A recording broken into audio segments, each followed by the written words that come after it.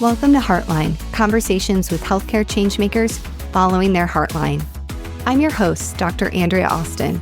I'm an emergency medicine physician, coach, and educator. I believe that healthcare needs to improve the quality care that patients receive and that supporting the workers is at the heart of this transformation. I am so excited today to have Dr. Eve Purdy on the podcast. She has a title that I didn't even know existed until a few years ago. She is both an emergency physician and an applied anthropologist, and the lens at which she sees healthcare is truly unique, and I'm so excited to have you on the podcast. Thanks for having me, Andrea. Thrilled to be here. I'd like to start with our question about how did you get to be an emergency physician and applied anthropologist and also simulation educator? Yeah, I guess all of these kind of identities are fairly interwoven, really. I went to medical school and ended up training in emergency medicine. But kind of at the same time that I started my training in emergency medicine, I just became fascinated by the different organizational kind of cultures that exist in healthcare. So as a part of our training, we really rotate around the hospital.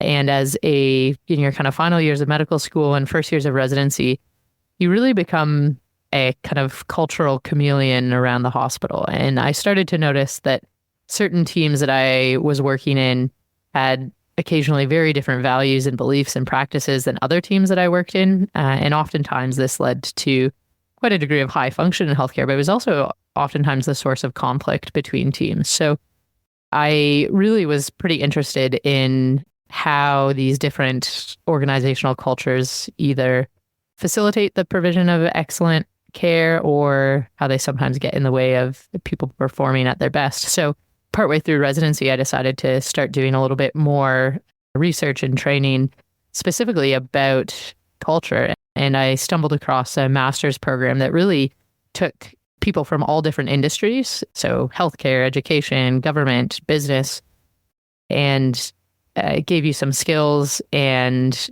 perspectives in anthropology to take back to whatever workplace you were a part of, because anthropologists recognize that culture is actually, it's relevant to everything that we do in every workplace that exists. So I ended up doing my master's thesis in the culture of trauma care here at the Gold Coast Hospital and Health Service. And we really did a deep dive into how the organizational culture of the trauma service here, it kind of shapes and impacts care, and how we can continue to shape that in a direction that is best for providers, but perhaps most importantly, best for patients. That is so fascinating. So you went and got your master's during a period of time. I know the terms are different between Australia and America, but essentially during residency. Yeah, I did my training in Canada, so very similar to the American system. So yeah, during my residency, kind of my second to fifth years in residency, I did my master's alongside my emergency medicine training, which meant that I actually was kind of, I think, developing these dual identities at about the same time. And really, I found that my background in emergency medicine gave me some unique kind of understanding as an anthropologist, also access to a group of people that it is traditionally really hard for anthropologists to embed with. And as an emergency physician, my background in anthropology just shapes everything that I do every day, really. Yeah, I think that's something we need to consider more in the US because it's pretty unusual. Most of the time, if somebody is able to work in a master's into residency, it's business related. Like some places have like an MBA, some places have an MPH. But I think there's a lot to this, having more of this. I mean, anthropology is not, I guess you can study it in the liberal arts, but something that gives people like a broader understanding of the humanity of what we're doing and how we practice. Yeah, certainly. And I guess I have to have a shout out to my residency program, who just afforded me a degree of flexibility to make this work and make this happen. And when I went to them with this as an idea, I got nothing but, wow, won't that be kind of a real advantage for our field of emergency physicians to get a different outside type of knowledge and what can we do to help you make this happen instead of putting up any type of barriers. I guess one of the advantages, though, that we have in training, and I see this even more in Australia, but in Canada, our emergency medicine training is just a bit longer than it is in the States. And so there is just some more time for a bit more flexibility, probably to get some niche experience in certain areas. So I'm working on a qualitative research project right now, and I have to get a bit into the weeds into like how you were able to do your research, because when I've read about anthropologists, oftentimes they're living with, they're very closely, like you said, embedded in the culture, the experience. So did you have to consent, like the teams that you were on, or like how did that work? Yeah, I guess I was fairly well positioned when I came here in 2018. So I didn't work here ever before. So I was coming down and I worked a quarter time clinically. And then the rest of the time I was doing this research.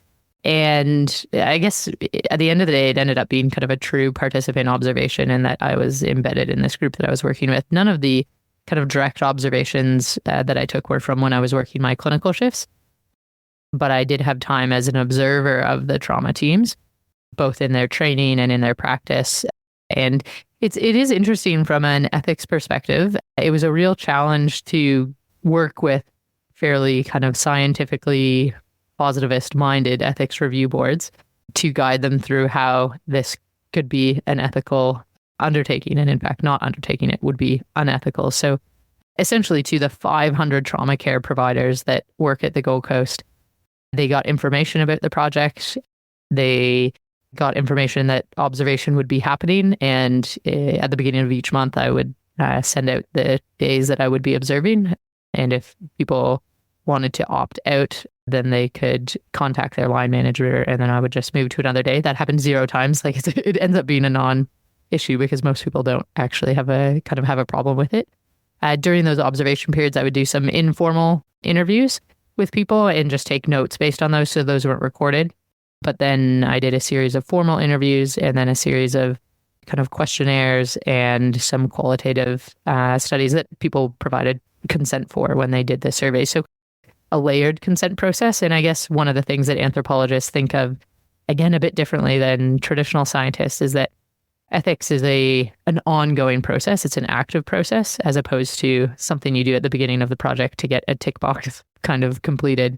So every day that you show up to work, you're telling the people there that you're doing this research and that you want their perspectives. And it's a thing that you're kind of actively engaged in. And I guess one of the real reckonings that anthropologists have had is they've got a bit of a dark history in kind of colonialism. And so figuring out how projects can be ethical is also largely rooted in their design. So a lot of anthropologists now really want their projects to be designed by and with the communities that they're working with, as opposed to doing research on something. So the project that I did here was really co-designed with leaders in trauma care. And this was a project that the group was doing, not something that I was doing to the group, if that makes sense. Totally makes sense. And that's led me to wonder if, I know we've had conversations about this in the past, or I've seen you talk about it. One of the challenges that we have in medicine is the way we talk to each other. And I was going in for a shift last night. I actually recorded a pod with somebody else right beforehand, Dr. Josh Hartzell, about leadership. And I said, I'm fairly certain I'm going to go into my shift today and get yelled at some point by a consultant that's angry about calling for an admission or whatever it will be. And I'm wondering if the lens of being an anthropologist, if it ever softens that blow, because you understand that some of those behaviors were essentially cultivated, or it was almost like a rite of passage that they had to do some of those behaviors to be tough. This is just my musings listening to you talk about anthropology. To be honest, I thought it would be protective.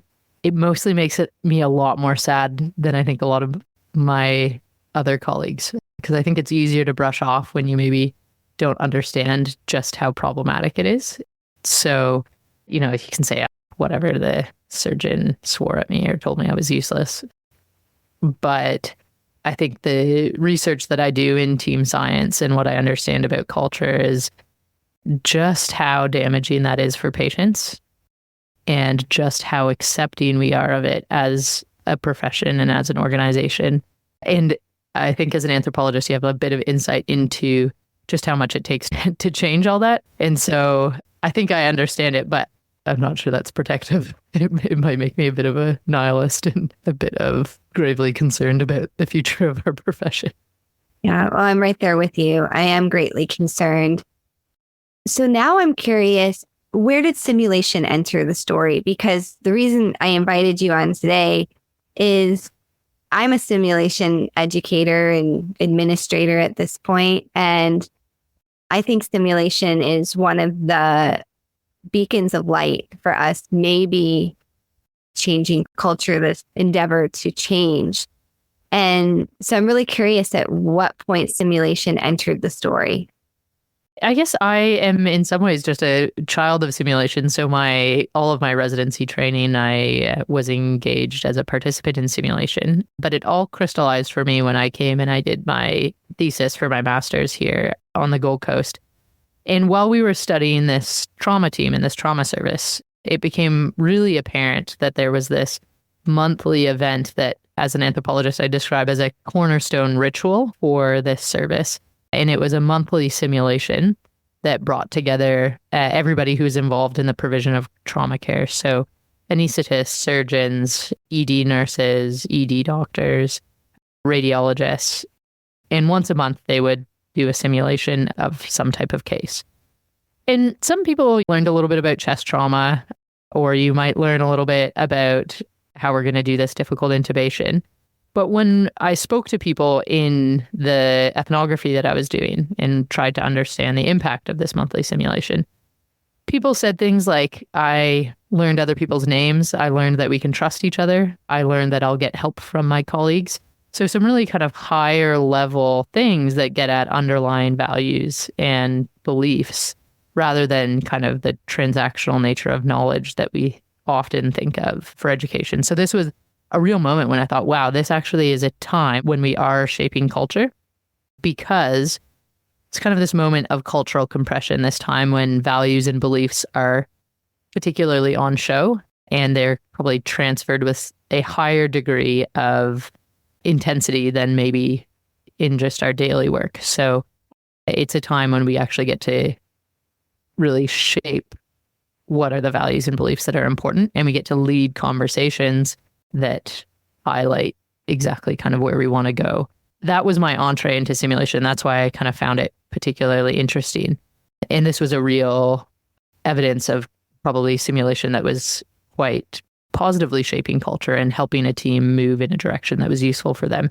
But I guess we see examples of the opposite as well. So we see sometimes if simulation perpetuates some blame or shame, then that might have the kind of opposite and negative impacts as well. So there's real potential and opportunity, but also a lot of risk and a lot of responsibility in the people that are leading these types of activities to get it right.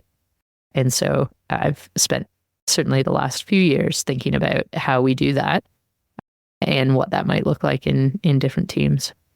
Yeah, there's so much there. I love the way that you crystallize that. And one of the things I'm getting asked a lot is, well, show me the benefit of simulation. I want the return on investment with financial dollars behind it.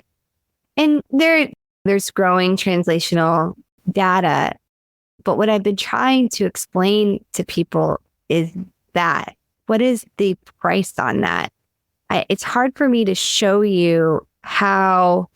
I posted on it yesterday and I linked to your paper that I had this moment in the sim lab with our respiratory therapists and nurses and my sim manager and me. And we all of a sudden clicked why a piece of equipment was not being used and why it started off like everyone should be using it. And there wasn't curiosity around like why it wasn't being used. It was like, send out a reminder, everyone use this. And then around this sim mannequin and listening and actually trying out how the piece of equipment fit in and then where does it come from, we uncovered a whole lot of issues around it. But it was the feeling in the room, that the look on people's faces, that everyone was listening and sharing information. And that's what I'm trying to show, but it's hard. I don't know. Do you have like more ways to make that argument to the C-suite? Yeah, it's funny. So there's lots of ways to measure impact, and I think that's where some theories can be really helpful. So we have used relational coordination theory, which comes from the business world, about how teams coordinate complex and interdependent and kind of time critical work. Theories related to psychological safety can also help us kind of measure, I guess, some important things that maybe just seem like they're below the surface. But we honestly have found that the most powerful things is talking to teams and hearing just that. So when we, again, work with a team over a long period of time and say, what has this done for you? And they say, oh, it's allowed us to build trust. It makes me more excited to show up to work. These are exactly the type of things that actually kind of C-suite level people are interested in, right? Like culture is this buzzword in organizations, and there's no kind of specific ways that we're shaping it other than just talking about culture. But if you, as the translational simulation person, can come in and say, hey, look, I've worked with this team. They've identified ways that they want to improve. And over the last 6 or 12 or 18 months, they actually feel like we've gotten there. I think those stories and those kind of participant experiences are really helpful. Every once in a while, you get a bit lucky with things. So we've worked with one of our maternity teams here, again, using relational coordination theory as a kind of guiding theory to help over an 18-month period with their response to postpartum hemorrhage. And it turns out postpartum hemorrhage is actually a thing that you can measure pretty well, and it's already being measured all the time. And over the period of time that we worked with them, their rates of severe postpartum hemorrhage decreased by half. And so when you think about what that means at a hospital level in terms of time spent in hospital, blood transfusions, transfers to theater, all of a sudden you can probably tack on some dollar signs that are starting to be of interest to people. Whether that had to do with our simulations entirely is hard to know. But I think looking for things that can demonstrate value in ways that people are attracted to is fine. We know there's a lot underneath all of that that also had impact and is probably actually even more important than this little number, but people like numbers. So occasionally you can find the ways to improve things in a really easily measured way. But we have also kind of committed to spending time trying to uncover what actually are these, what people often think immeasurable things like relationships and values and beliefs and culture. So you could just hire an anthropologist. Yeah. I would love that. You want to move to California, Eve? Sounds pretty good. Maybe we can just swap. That would be fun too. Just swap jobs for 6 months. It's an interesting thing. We're talking about this a little bit, that when it comes to thinking about simulations impact in a health service, or there's all of these different conceptual foundations that can be valuable. So you could think about having a systems engineer or an anthropologist or an organizational psychologist or a health economist, but you probably can't have all of those things. So a part of it, I think, is sorting out what your simulation teams and services goals are. We're kind of unashamedly trying to shape culture around the hospital. And that really is one of our kind of core principles. And we have the skills and the people and the kind of faculty development that goes along with that. But just as easily, we could say, look, actually, our most important thing is going to be testing new clinical spaces. And then we might actually think about getting an architect on our team, or the kind of specific skills needed for whatever aspect of healthcare you think simulation is going to help your health service with the most. So we happen to be using culture as our lens a lot of the time, but there's other ways. There's certainly other ways to do it. Yeah, I love that, because what you're really saying is it's hard to do it all. To take a step back, and what is the mission and vision of your simulation center, and build the team around that. Yeah, exactly. So what is the purpose really first? And one of Victoria Brazel's favorite sayings that I think is really relevant to this is, you can do anything, but you can't do everything. Yeah, absolutely. And I think I've been immersed in simulation for quite a while. And sometimes I forget that the uptake, especially in community hospitals that aren't traditionally academic, is pretty abysmal in the United States. So I forget that I'm having conversations with people that have never really interacted with simulation in any meaningful way. So the place that we're starting these conversations at are really different. So maybe I can pick your brain on that a little bit. When you're introducing the concept of medical simulation to people that haven't really seen it or heard it before, some people will use the flight simulator analogy. Well, it's kind of like pilots going into a flight simulator. And some people get really upset when you use that analogy for medical simulation. How would you explain it to someone that doesn't really know much about it? Again, I guess it would depend a little bit what the purpose is for. So when we think about most of my work is with healthcare teams and how we can help healthcare teams improve. And the simple analogy is we come together as a healthcare team to provide what we hope is high quality care, and other teams that provide high quality care have a time and space to practice together. So why do we expect different than for our healthcare teams? So a high performing sports team has the opportunity to come together and practice. And so creating space for teams to practice, to learn how to have conversations, to think about how they might do their work better. It's a no-brainer. And I guess one of the other ways to think about it would be, could you imagine if our patients knew that we weren't actually thinking about our work together? I think that would just be shocking to patients that we largely don't necessarily create the space to do it. So in some ways I think sports teams analogies are helpful. One of the risks there is that our teams are very different than sports teams. So we're more healthcare, even though we like to think of ourselves as kind of high performance. We really are much more like kind of pick up basketball teams that just come to a court and throw a ball around and play together without the opportunity to practice and improve. So how do we move ourselves from this kind of pick up basketball team to a team that's higher performing, and probably is one of the gaps there?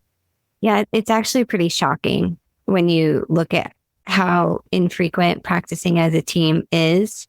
And then the other piece of that, I think healthcare largely assumes that the people that show up on the team are individually ready. But if you look at like competency data, the studies that have been done, competency, depending on the procedure, falls off pretty quickly.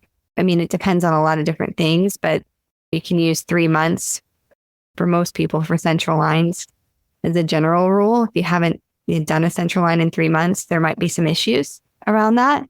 So we don't really have ways, at least in the United States, to ensure everybody would have access to practice putting in a central line. And then 2, during those high stakes situations in which it might be time sensitive, we don't practice as a team. I think all of us have been in a situation where you're asking for a piece of equipment and somebody doesn't know where it's at. It could be simulated very easily. Yeah. And I guess it's a little bit tricky because, especially in emergency medicine, where our job is so unpredictable, kind of simulating specific events, I think, is almost less the goal. And it's more, how do we simulate how we're going to have the conversation about how capable we are at this, right? Like, I would way rather a team, ideally everybody would come competent at everything, but I'd much rather a team that can negotiate that together, that can maybe engage in some backup behaviors. Let's say there's a resident that's putting in a central line that's obviously struggling. How cool would it be if the nurse that's been in the ED for 20 years can help out and knows that that's expected and knows that that would be wanted and knows that that's actually part of his responsibility is to help this resident who's struggling. So I think one of the unfortunate parts about healthcare is we are often fixated on individual competence when really we know that the only thing that gets our patients through their hospital stay is how well or not our teams are able to coordinate their work. And underpinning that is a lot about values and beliefs and trust and familiarity.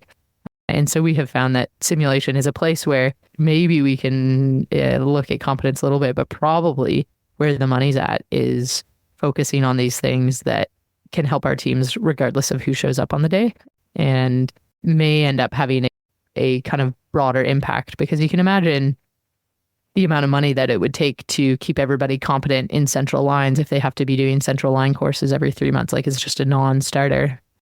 But if we can be confident that our team on the day will arrive and be honest with each other about the last time they put in a central line and that they might need a little bit of help doing that, all of a sudden I think our outcomes for our patients will probably be better, because we probably can't just continuously target all of these individual skills as much as we would like to. It's probably not feasible. So this is why I love having the podcast, because I think you just solved a lot of the problems that I have. I think we can look at competency for residents for sure. They need to make sure that they can do the right number of procedures. Then most of these are supervised and checklists. That's great. But after residency, you're going to be assumed to be competent for the most part. So it's really these, I guess, are called non-technical skills. Do you have a better word yet? I think you and Victoria and I have discussed this before. Soft skills, non-technical. Critical skills. I don't know. I guess the specificity around those skills is probably the most useful. So thinking about specific leadership behaviors that are useful, communication strategies that are useful, some affective natures that are useful for teams, some specific teamwork behaviors. So things like, can you give feedback? Can you actually facilitate some introductions of your team? So yeah, definitely a whole host of skills that probably, while you have to come and be competent, that's actually not enough. So even something as simple as a central line, which seems like an individual skill, it's not really when you think about, like, I'm picturing in my mind the last central line that I had put in, and there was a whole bunch of people making that go well that were not just me. In fact, it might have been in spite of me. Yeah, I always say I'd rather have the physician that maybe would get a B on their technical skills, but would get an A+ on their teamwork, communication, and leadership skills, because that in these difficult situations is what really ends up getting the patient through. I mean, sometimes it's an amazing, I think we laud like, oh, I got that airway and it was so hard. And because I had all this expertise and I knew how to flip the bougie this one specific way, it saved the day. And that's rarely the case. Yeah. And it's not to say that the individual technical skills aren't important, because they are. But I think if we're thinking about something like an expensive intervention like simulation, and especially if we're getting authentic teams together, we really need to be going to the next level. Because even if we think about a resus room, we need to be thinking about what is the responsibility for everybody in that room to be maintaining situational awareness and engaging in backup behavior and adapting and flexing within their roles. We spent, one of the risks, certainly in Canadian and I think American simulation, is we spend a lot of time focusing on the leader, and the leader has to do all these things. That's certainly how ATLS and ACLS run. But what about the other people on the team and their roles and their responsibility for the teamwork as well? One of the advantages of spending time with teams over a longitudinal period is you get much further below the surface. A lot of teams that we start with, all they can say is closed loop communication, like that was it. Even though nobody closed the loop, because we don't do that in most of our job most of the time, because it's not really the way that we should be communicating about most things. But if you spend some time with teams over a longer period of time, you actually get to have much more nuanced conversations. Like, did we have the right amount of explicit communication and implicit communication? Did we get that balance right? Did we do recaps at the right time? Did we actually get what we needed out of those recaps? How can we support the leader in making a recap happen? And how did our team adapt and flex? How did we know we needed to do that?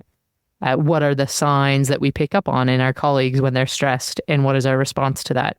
So I think really there's all of these opportunities to go deeper with teams, and doing that over a longitudinal period of time is probably easier than in a one-off random simulation conversation. So again, I want to pick your brain on a problem we've had recently. I love the analogy of the pickup basketball. I think Dan Dorcas, who you know, introduced me to the term swarm teams. So when you have these swarm teams descend on an emergency somewhere in the hospital, and the team that arrives is, quote, the experts, that are more skilled, more knowledge, whatever, to handle the situation. And they've been asked to come, but something was already in progress. There were some first responders in the hospital. Now the swarm team is trying to take over certain roles. And some people do this with more skill, more ease, smoothness, and other people don't. And it's come up to an issue now where it's beyond hurt feelings. It's now affecting like culture. And I've suggested that we need some scripting around how we take over those roles, but that's tricky. So I'm wondering in all your research if there's some verbiage that has come out on how to do that more. I mean, you got to do it quickly, an emergency, but what language would you recommend, or what do you do when you arrive in these situations? There's probably a bit about language that can be helpful, but I guess one of the more critical parts to understanding a problem like this, so these are exactly the types of things that teams come to us with. There's this thing that's causing an issue and now everybody's upset because the Met call team came and made everybody feel bad, or things didn't go as smoothly as you wanted. And I guess just taking a step back and diagnosing the problem is really important, because I think there's a fundamental kind of piece underlying this, which is really important to sort out, which is, what is the stance of these teams going into these rooms? And is their stance actually, we're here to help. Thank you for getting us this far. We recognize your job is hard and we have the luxury of showing up and with more resources and skills, and we want to help you. So is their stance actually of help, or is their stance actually that they're superior and cooler and better? And so I think sorting out if this is just a skill problem, which is the language and scripting that you talk about, or is this actually a fundamental problem in the way that these two groups of people see each other? Because those issues require kind of different responses and require different strategies to solve. So if this is actually the Met call team that's coming, or the emergency response team that's coming to help out, they actually really want to help, and you talk to them and they say, yeah, we actually feel like this is going a bit awkwardly too. We also feel like maybe there's a bit of animosity, but we don't want that. And we know that people are trying their best and we really want to help. Now, all of a sudden for that group, some specific language skills might be really helpful. But if you talk to this group and say, oh yeah, people are idiots around the hospital and we always show up to these total disasters and like, I just wish they'd get out of the way. Ooh, now we're actually dealing with a different problem that language isn't going to fix. It might be a part of fixing it, but there's probably some more fundamental issues related to mutual respect that we need to dive into. So I usually try to just take one step back and say, is there something underlying this behavior problem that we need to get at and understand? I love that. And it's probably a mixed bag. I'm curious, when you run into teams that it is the second one, which unfortunately is the thornier, harder problem, does simulation help? I mean, some of this is like being a good human. And it was funny. We had a team meeting yesterday and we're discussing sims for the upcoming year. And it's essentially like, do we need a course on some basic communication practices? And I said to my manager, in some ways, I felt like I was more skilled at this before I went into medicine, but then the culture is so crazy that I'm like having to relearn it sometimes. Certainly, you know, when I came back from deployment, there's just sometimes I've just had to relearn some of these basic things. So when you diagnose, I guess, dysfunction and maybe some high level dysfunction, is it a course that you put people through, or is it just through simulations you think they can learn to start softening on that? It probably depends. And oftentimes, though, interventions that are needed in that type of situation are really multifactorial. Like there's not going to be one thing that magically changes this. And unfortunately, it will be slow. So there's not going to be an immediate fix. But one of the things that we have found most powerful is actually uncovering that for teams and groups, uncovering it, presenting it back to them and saying, what are we going to do about this? We all have the interest in these patients getting the best care, and this is getting in the way of it. So what are we going to do about it? And there's any number of things. It might be that maybe there's a systems problem in this hospital where this Met call team is being deployed too often. Like maybe the sensitivity is too high. And so maybe they're overwhelmed because they're showing up at a lot of non-emergencies. Maybe we do actually need to fix something in the system to make it so that this team is showing up at the highest priority, kind of most relevant calls.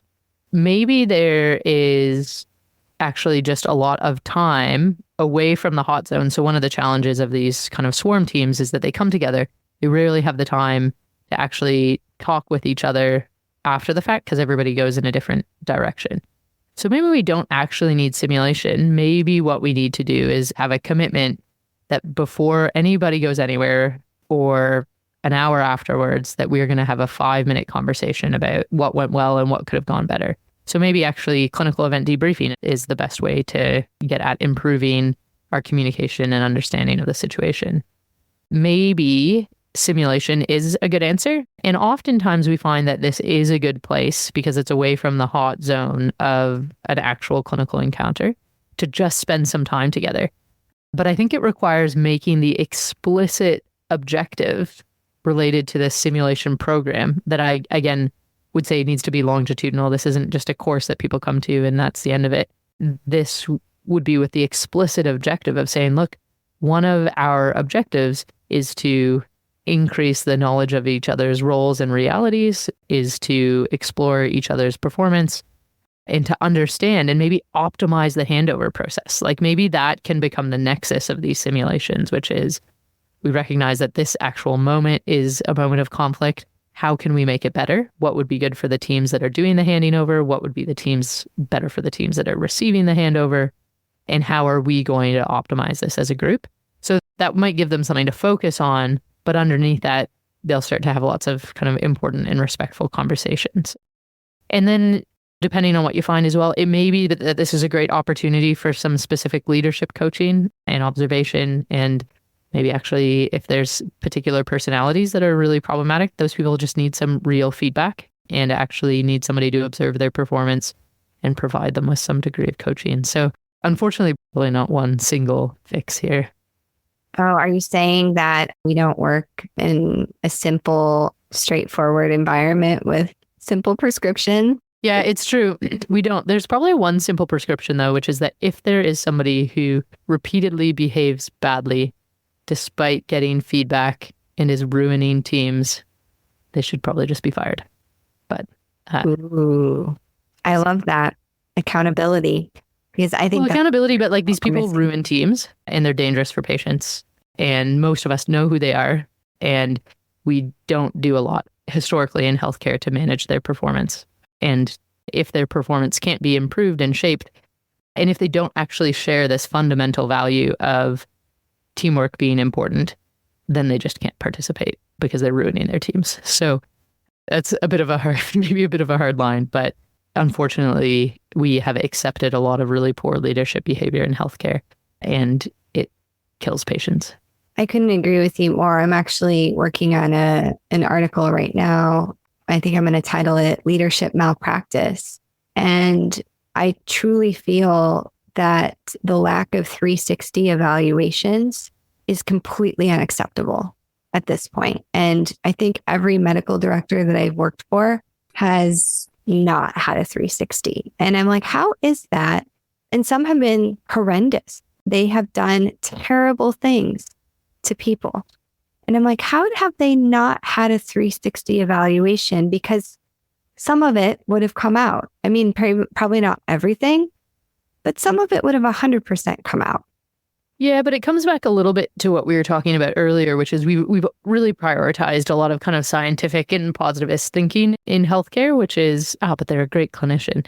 And unfortunately, our knowledge about team science has evolved to show us that's just not enough. And if you don't also bring these other things like respecting your colleagues, being problem-solving oriented, having some understanding of how other people work, and being committed to the team's shared goals, then you just aren't, in our modern healthcare environment, you're just not doing good enough. And I guess reorienting people to that is a challenge. But also, we haven't worked in an area where people actually get a lot of coaching in this. So I think about since I've become a consultant, I rarely get actual feedback from anybody unless I drag it out of them, because we're working fairly independently. And unless I really push the nursing team leader, who's oftentimes the person that's kind of closest to me as a colleague, because they're often more senior than me, they might be the one who's most likely to actually give me some feedback. There's still this power differential that exists that makes it really hard to get feedback. So it's bizarre that we don't actually have an ongoing kind of coaching culture around this, like you say. So there's probably some structural elements that allow people to perpetuate kind of problematic behavior because they're not actually getting regular feedback. I think back to an experience that I've had in my organization recently where on the phone I was told by a colleague that I was useless and some swear words were said. And I didn't feel like I could call that person back the next day and say, look, this was the impact of your behavior. Usually I'm pretty good at that. I don't mind ringing people up and saying, no, I don't know if you recognize that this was the impact of your behavior, but this is, what happened and how I was impacted by it. But in this particular situation, I actually felt a bit threatened and didn't feel like I could have that conversation on my own. So I sent it up the chain of people because I think it was really important. I said, look, I'm actually happy to be engaged in a conversation with this person that's mediated and provide some of that feedback. And unfortunately, it took over a month and a half with me persistently bringing this up for that person to even receive that feedback. And then what chance do they have to actually reflect on that and maybe change and shape their practice? So I actually kind of ended up feeling for this person at the end of the day because they ended up with this feedback in their inbox a month later and not actually a useful kind of coaching opportunity to reflect meaningfully on behavior and change and shape that in a way because I don't know what is wrong with our organizations that we can't make it happen. I don't understand. Yeah, I mean, the phrase that I come to a lot in these moments is Brene Brown's, I'm not here to be right, I'm here to get it right. And somewhere we've lost that. And I get it.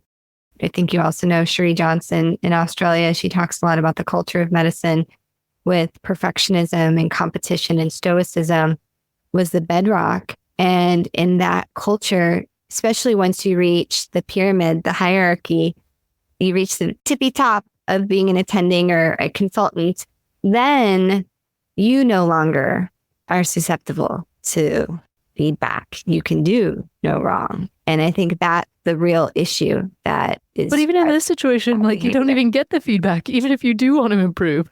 Like maybe this person actually doesn't want to make me to feel really terrible, but they didn't even get the opportunity to reflect on that performance. So I guess I try as much as I can to take some personal responsibility for that because it's easy to say, oh, this is an organizational problem, but people are the culture. It's like we are every single day shaping the culture and responsible for this kind of ongoing development of our values and beliefs and how that plays out and lives out in our organization. So there are some simple things that individuals, especially if we've got a little bit of power, can do. So if I overhear that a registrar comes up to me and says, somebody was just really rude on the phone to me, I usually just pick up the phone and call that person back and say, look, I have no idea what happened in the conversation. The impact is that now our resident is almost in tears. It's not about who's right or wrong, but however that conversation played out, this is the impact, and it might be worth you reflecting on that a little bit. Whether they do or not, I don't know, but I think we do actually have to take some responsibility for shaping the culture that we find ourselves in, because the way that we behave impacts only the 7 or 8 or 9 or 10 people that are around us, but that impact is important. And so I suppose empowering people to, there's a lot of learned helplessness in healthcare as well. You can't change anything, it's too big. And I feel that sometimes. But on my better days, I think, well, what's my role in shaping where I'm working and what's my responsibility to do so? But sometimes that gets a bit exhausting. Totally. I think that is such a powerful place for us to end today's conversation as we move into some rapid questions. Is when I've talked about it on this podcast before, and I always say, like, please keep listening. Don't turn off yet. Because when people hear learned helplessness and healthcare workers, they're like, are you kidding me? The system is completely destroying us. It is, but you also have to realize we are the system. What do you mean by the system? Right. What do you mean by the system? And they're like, but the system. And it's like, it is people. And so if you can make just a little space for some active agency, that's what we all need to do. Yeah, one of the analogies that I've found most useful, maybe when I was in the darker depths of feeling that learned helplessness, is just reading a little bit more about healthcare as a complex adaptive system, and then looking to some other complex adaptive systems like the way that starlings fly and seeing how they navigate the complexity. And essentially it's very simple. They have birds that can fly, and then those birds pay attention to the 7 or 8 birds around them and adapt and move with them. And that's it. So, and that's all they have control over. And so I try when I show up to a shift to think, who are the kind of 8 to 10 people that I can influence, and how can I make that influence as kind of positive as possible, in the hopes that that might kind of transfer. And so it's fairly limited when you think about it, right? I work in a healthcare organization that has, I think, 11,000 employees or something. So a limited impact on 10 people a shift is not much. It is actually what I can do. And I do that better or worse on some days, but it at least is something I think about when I walk through the doors. I love that. And it's a really simple call of action for the listeners. It doesn't have to be this huge thing. Think a little bit smaller about your circle of influence on your next shift. Exactly, yeah. So let's move into some rapid questions. What are you excited about this upcoming year? I'm excited. I'm spending a little bit more time with emergency teams, thinking about how they identify, manage, and mitigate team stress. So we know a lot about individual level stress. So think of people telling you to do more box breathing at work. But we actually don't have a lot of research or understanding about how teams do this together. Yet, if you talk to anybody who practices emergency medicine, they just say a stressful shift is fine when I'm on with the right people. And so understanding how emergency teams do this, I think might give some insight to other industries about really how teams regulate and identify the stresses that they're facing. So I think diving into that with teams will be a bit of fun. And if our listeners want to connect with you, how do they reach out to you? I suppose they could connect with me on Twitter, or my email is also on my website, which is evepurdy.info. And either one of those ways would be fine. I am on LinkedIn, but I'm not as good at checking that on the regular. Yeah. And then tell our listeners about if they are thinking about checking out a healthcare simulation or technology conference in Australia, what would you recommend? Oh, you got to come to Sim Reconnect 2024. It's in November on the beautiful Gold Coast. And it is a nice conference that brings the simulation community together in Australia for a day of fun at Bond University. Oh, that sounds amazing. Is it every year in the same location? This will be the 3rd year. Yeah. So come to 2024, because who knows if there'll be a 2025. That's right. Live for today. Amazing. Well, thank you so much, Eve, for generously sharing your time and expertise with our audience. Excellent. Thanks for having me, Andrea.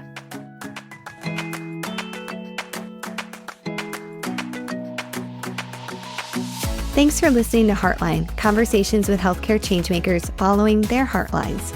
I'd so appreciate it if you could take a quick moment and hit the like button and also the subscribe button that you'll find within your podcast app or platform that you're listening on. It also really helps if you can leave a review. I would certainly appreciate a 5-star review and a few comments about what you liked about this podcast.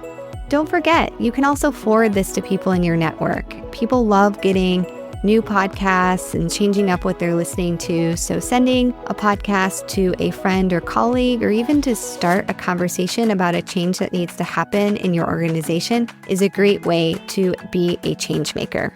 This podcast represents the views of the host and guests. It does not represent the views of any entity we work for or with.